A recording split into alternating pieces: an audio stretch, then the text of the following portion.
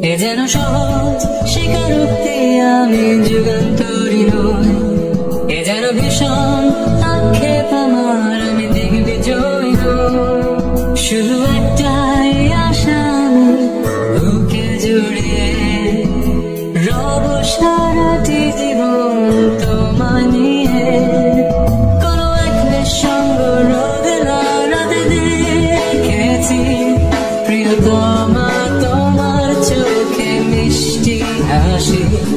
কোনো এক দুঃসহ যোচনা দিনে বাতি নিভে গেলে কড়া নেড়েছি তোমার হাতে ধরে। কিছু অর্থহীন শব্দ বলে ডেকেছি তোমার